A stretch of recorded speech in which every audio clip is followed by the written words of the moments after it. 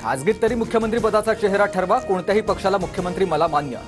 जास्त जागा त्यांचा मुख्यमंत्री हे सूत्र नकोय. पत्रकारांसोबतच्या अनौपचारिक गप्पांमध्ये ठाकरेंचं वक्तव्य.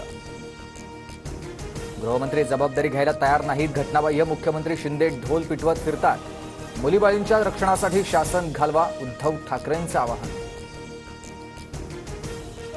घटनेच्या निषेधात राजकारण बघणारे मुख्यमंत्री विकृत मानसिकतेचे. राज्यातील सरकार नराधमांचं आहे का? उद्धव ठाकरेंचा संतप्त सवाल.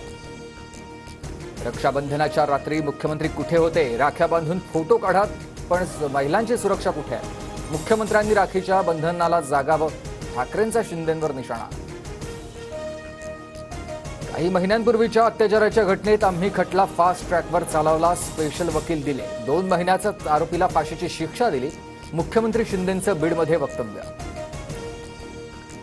वेगळी एसआयटी नेमून मुख्यमंत्र्यांची चौकशी करा. शिंदेंनी कुणाला आणि कधी फाशी दिली शोधा.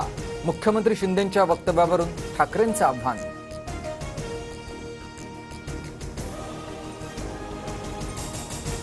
कोणत्या आरोपीला 2 महिन्यात फाशी दिली? वर्षा बंगल्यामागे की राजभवनामागे फाशी दिली? मुख्यमंत्र्यांनी फाशीची जागा सांगावी. संजय राऊतांचं आव्हान. मुख्यमंत्रीच फेक नेरेटिव्ह पसरवतात. बलात्कारातील आरोपीला 2 महिन्यात फाशी दिल्याचं धडधडीत खोटं. कोणत्या आरोपीला 2 महिन्यात फाशी दिली? नाव सांगावं. वडेट्टीवारांचं शिंदेंना आव्हान.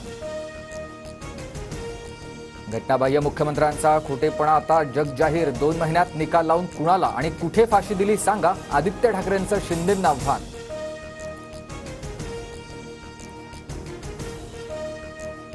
25 तारखेची एमपीएससीची परीक्षा पुढे ढकलली. परीक्षेचा नव्या तारखा लवकरच जाहीर केली जाईल. आयोगाची माहिती, तर विद्यार्थ्यांना दिलासा.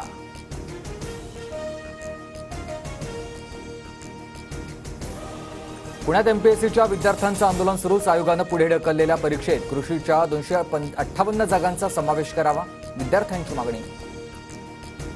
बदलापूर अत्याचार घटनेप्रकरणी पुढील सुनावणी 27 ऑगस्टला. पुढील सुनावणीला पोलिसांनी काय कारवाई केली याची माहिती द्यावी, हायकोर्टाच्या सूचना.